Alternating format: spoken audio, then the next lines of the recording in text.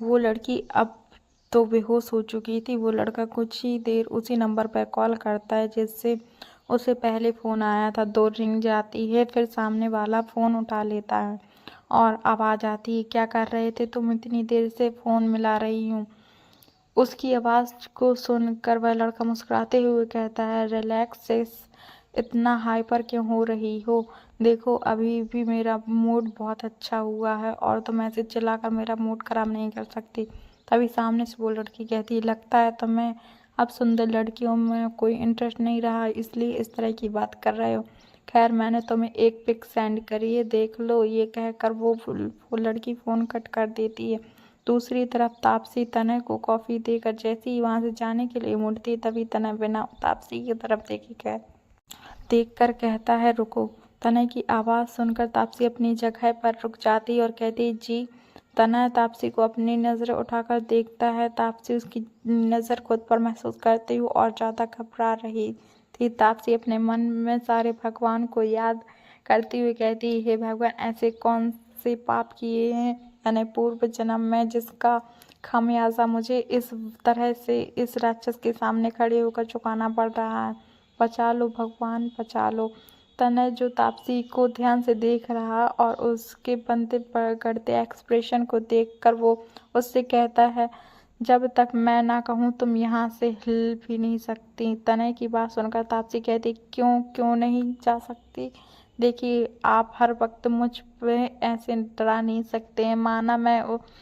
माना मैंने कि उस दिन मुझसे नादान में एक छोटी गलती हो गई जो आप के रूम में घुस गई। ये बोलकर तापसी जैसी आके कुछ बोलती है, तनय एकदम से अपनी जगह से उठ जाता है और वैसे ही तनय के चेयर खिसकाने की आवाज़ आती है। तापसी की खुद की आवाज़ ही उसके सामने गले में अटक जाती है। तनय तापसी की तरफ बढ़ता है, वहीं तापसी अपने कदम पीछे लेते हुए कहती है, हाँ मतलब।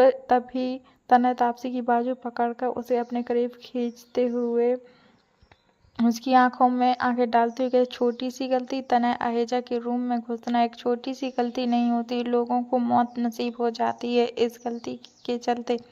तापसी तनय की आवाज़ से घबराकर कसकर अपनी आंखें बंद कर लेती है और आंखों की एक बूंद आंसू गिर जाती है। वहीं तनय तापसी के बहुत करीब खड़ा उसके चेहरे को बहुत ध्यान से देखता है और उसके चेहरे पर उस आंसू की बूंद को अपने एक अंगूठे से साफ करते हुए कहता, मेरे रूम में आने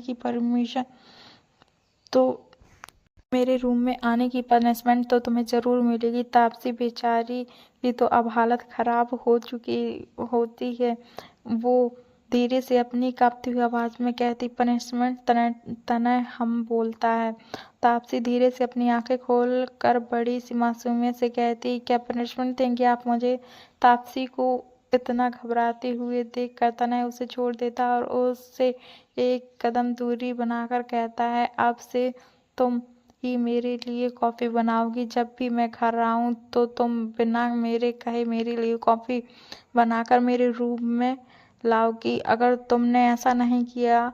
ये बोलते वक्त तनय अपनी आंखें छोटी कर तापसी की आंखों में देखता है तो तापसी हड़बड़ाकर एकदम से बोलती है, नहीं, मैं बना दूंगी आपके लिए कॉफ़ी। तापसी के मुंह से ये सुनकर तनय अपना सूट ठीक करते हुए कहता, it will be good for you. ये कहकर वह घर से बाहर चला जाता है। वहीं तापसी तनय के जाते अपने सीने पर हाथ रखकर गहरी गहरी सांस लेते हुए कहती है, जान बची तो लाखों पाए। फिर तापसी मुंह बनाती हुई कहती, गुड फॉर माई फुट।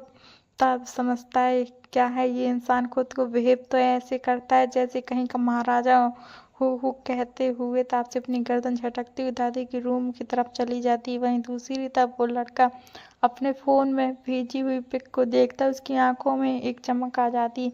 वो पिक पर हाथ फेरती हुए अपने होठों पर अपनी जीभ फिराता है और कहता है, इतनी खूबसूरत लड़की तो मैंने आज तक नहीं देखी। वो पिक तापसी की थी।